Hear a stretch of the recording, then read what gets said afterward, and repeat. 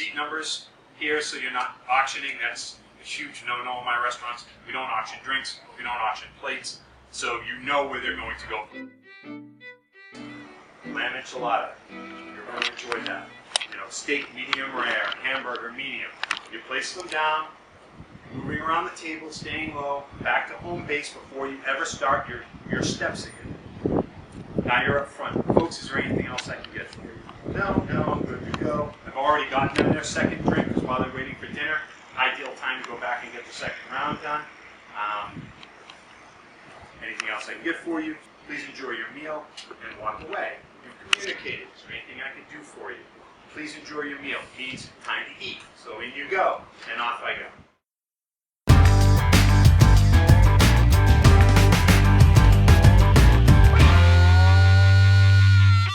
This is really the only one that's a little different. The follow. Why do people go to restaurants? One answer. They come in to eat food. That's why they get up, that's why they got in their car, and that's why they went out. Everything else is the show. Well, why didn't they have Kraft mac and cheese at home? That's eating. Because they wanted to be waited on, they didn't want to clean up, they wanted to try new food, they want the full experience, the show. But at the end of the day, these animals, and I don't say that as a negative, human beings are animals, and you have to get down to the basis of what it is. They're there to eat. So if the whole purpose of them coming out was to eat the food on their plate, it is the one time you do not want to interfere with them. Have you ever walked up, and I know you've seen this if you're a server, you can act like it doesn't. Well, try to take food from my brother. He literally hunches over his plate like a Neanderthal. I'm like, really, buddy? Relax. No one's going to take it. 3 boys over 6'3" in my family as we grew up to try not to let anyone else take it. So that is what their goal is. When you come back for the follow, you have to be very careful. It's why they came up. It's the one time I do not want to interrupt my customers. However, on the other side of that scale, it is the most important thing you need to know that went well. It's the step. That's it. Food is down. So when I do my follow, I do not go to home base, ever. Anything I can do to avoid home base in the follow is it. And instead of coming up and saying, folks, how is everything this evening? Dominating this table, I literally come in just like this. Folks, can you hear everything? So they can hear me, and literally they just want to nod at me. I'm fine. Look quickly. You'll know. You've been doing this more than a month. You'll know if there's a problem. There is one word in the human language that tells you there is a problem at this table. Fine and silence. Those are your 2 indicators that you've got a problem at this table. You hear the word fine at a table, you have a problem. Do not think any other way. There is a problem. This will all depend on you guys. If there's a problem at my table as a server, folks, how is everything? What are we looking for? What are the 2 things that we know are going to be an issue? Meat and temperature and how it's cooked, and usually fish. Overcooked, undercooked, not what they expected. Those are really the 2 items that you're going to deal with a problem. Focus on. You know, you get the lamb enchilada, I know that's going to be great. You got the steak with chili killies, just doing my menu, you know, and you got a quesadilla. I'm not worried about these 2.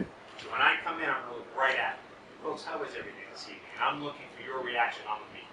And if I get an eyes down, a silence, a fine, I'll come back around and say, I'll take my base. Now I want your attention. Are you sure everything's prepared for you? And I'm looking right at you. There is no question who I'm dealing with.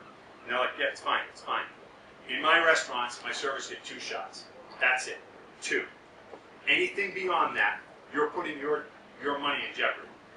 So, when everyone has had at least 1 bite of their food, how is everything? Look, is there a problem? You will know. If there's a problem, 2 shots and a manager. All right? Should be automatic. Let managers do their jobs. In your zeal to try and take care of your customers and make them feel happy and welcome, you're going to want to solve this problem for them. No good can come of that. None. Do your job. Everything okay? No. In my restaurants, if I have to go to a table, and again, this is by need, but if I have to go to a table and solve a problem, all of my servers know without word that's my table. I take that table as long as I have to take it to get them back to good. Communication is the key. And they're like, wow, John handled that thing brilliantly. Guys were laughing. I went back to the table. They were in a better mood, and I got a great tip off that table. Trust me, they don't forget it. They don't. Throw them under the bus, they'll never forget that either. So the best advice I can ever give managers, don't forget why your staff is here. We always get wrapped up in why we're here. Try being an owner manager. You're worried about every penny, view, how the restaurants look, how many people we're going to get seated. But when there's a problem at a table, I forget everything.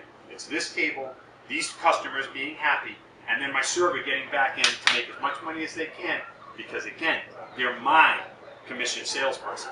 So the more money they're making, the more money I'm making. If they're not happy, manager's not doing his job. He gives it back to the server. Truly isn't. You need to figure out, is this a lost table? Okay, if I go to a server and tell them, drop the check on 42, they know I had a problem with that table. That's it. John took them through the clear, John took them through dessert, took them all the way through to the check. You know, there are tables you just can't get back. There really are.